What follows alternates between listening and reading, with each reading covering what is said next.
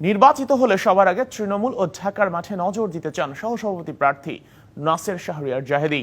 যশোর থেকে উঠে আসা এই সংগঠক মনে করেন, ডিএফএ এবং ঢাকার ফুটবলের চিত্র বদলাতে না পারলে উন্নতি হবে না জাতীয় ফুটবলে।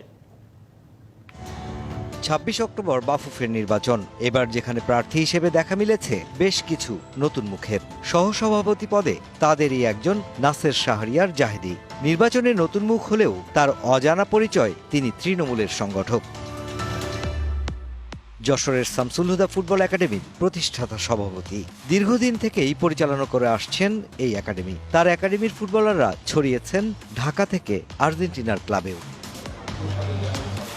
সফল এই সংগঠক এবার কাজ করতে চান জাতীয় ফুটবলের উন্নয়নে। তাই নির্বাচনে দাঁড়িয়েই ঠিক করেছেন করণীয়। প্রাইম ফোকাস আমাদের এই দুইখানে দিতে হবে।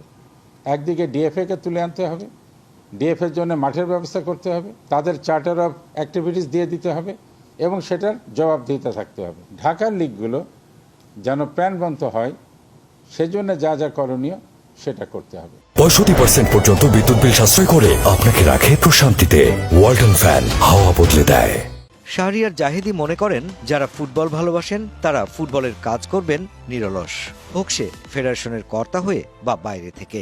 আমি ছাড়া বাকি 5 জনই অত্যন্ত উপযোগী। তারা যে স্পোর্টসে এসেছেন তার অর্থটা কি? তারা ফুটবলকে ভালোবাসেন। আমার বিশ্বাস এখন এই 6 জনের ভিতরে আমাদের যে আন্তরিক সম্পর্কটা, তাতে 4 জন ইলেক্টেড হয়ে গেলে তারাও এই যে 2 জন আসতে পারবেন না ইলেক্টেড হয়ে, তাদেরকে সাথে নিয়েই কাজ করবেন।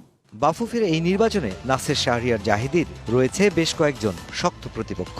তবে তাদের নিয়ে মোটেও শঙ্কিত নন যশোর থেকে উঠে আসা এই সংগঠক। আস্থা রাখছেন ভোটারদের উপর। এরপর ইলেকশন হবে, ডেলিগেটরা ভোট দিবেন। Mushfiqur Rahman, DBC news, Dhaka.